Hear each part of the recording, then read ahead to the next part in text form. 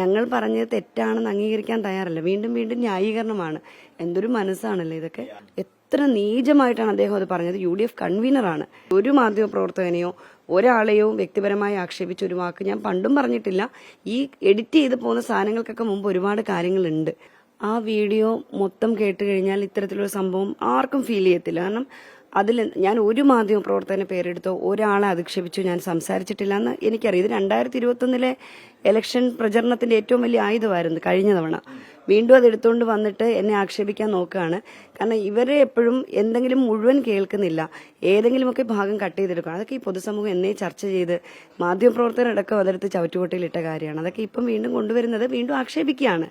അപ്പോഴും തയ്യാറല്ല. ഞങ്ങൾ പറഞ്ഞത് തെറ്റാണെന്ന് അംഗീകരിക്കാൻ തയ്യാറല്ല. വീണ്ടും വീണ്ടും ന്യായീകരണമാണ്. എന്തൊരു മനസ്സാണല്ലേ ഇതൊക്കെ. ഒരിക്കലും അങ്ങനത്തെ ഒരു വാചകം പ്രയോഗിച്ചിട്ടുള്ള ആളല്ല.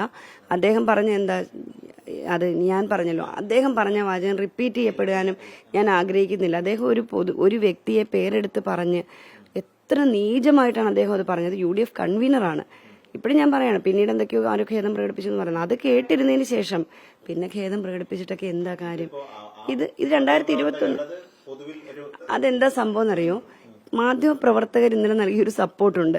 കാരണം ഞാൻ ഒരു മാധ്യമ പ്രവർത്തകനെ അങ്ങോട്ട് വിളിച്ചിട്ട് ഈ വിഷയം പറഞ്ഞിട്ടില്ല.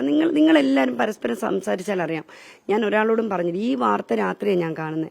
ആ രാത്രി ഈ വാർത്ത കേട്ട് എനിക്ക് ഉറങ്ങാൻ കഴിഞ്ഞില്ല. കാരണം അത്ര മോശമായിട്ടാണ് അയാൾ പ്രതികരിച്ചത്. പിന്നെ ഞാൻ ചിന്തിച്ചു, നമ്മൾ എന്തിനും ഇതിന്റെ പുറകെ പോകണം എന്നോർത്ത്. പക്ഷെ ഞാൻ ഉറങ്ങി എഴുന്നേൽക്കുന്ന സമയത്ത് രാവിലെ വീണ്ടും വളരെ ലേറ്റ് നൈറ്റ് എന്തോ ആണ് ഞാനന്ന് ഉറങ്ങുന്നത്.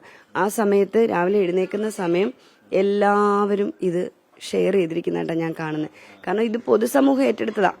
ഞാൻ പ്രേരിപ്പിച്ചിട്ടോ ഞാൻ വ്യാജപ്രചരണം ചെയ്തോ മാധ്യമപ്രവർത്തകർ പോലും എൻ്റെ അടുത്ത് വന്നതല്ല. ഇന്നലെ വന്ന് ഓരോ മാധ്യമ പ്രവർത്തകരും പ്രതിഷേധിക്കുന്നത് ഞാൻ കണ്ട കാഴ്ചയാണ് കേട്ടോ. അത് ഞാൻ അങ്ങോട്ട് പറഞ്ഞാണെങ്കിൽ അതിനകത്ത് എനിക്കൊരു ഐഡന്റിറ്റി നഷ്ടപ്പെടുന്ന കാര്യം ഞാൻ പറഞ്ഞിട്ടില്ല. അതുപോലെ തന്നെ ഞാൻ ഒരു മാധ്യമ പ്രവർത്തകനെയോ ഒരാളെയോ വ്യക്തിപരമായി ആക്ഷേപിച്ച ഒരു വാക്ക് ഞാൻ പണ്ടും പറഞ്ഞിട്ടില്ല. ഈ എഡിറ്റ് ചെയ്ത് പോകുന്ന സാധനങ്ങൾക്കൊക്കെ മുമ്പ് ഒരുപാട് കാര്യങ്ങളുണ്ട്. ഒരു വലിയ ലെങ്തി വീഡിയോ ആണത്. എഡിറ്റ് ചെയ്യുന്നവർ ആവശ്യത്തിന് വേണ്ടി മാത്രമാണ്. ഇത്തരം സ്റ്റേറ്റ്മെന്റ് ഒന്നും ഞാനൊന്നും പറഞ്ഞിട്ടില്ല എന്നുള്ളത് എനിക്ക് നന്നായിട്ട് അറിയാം.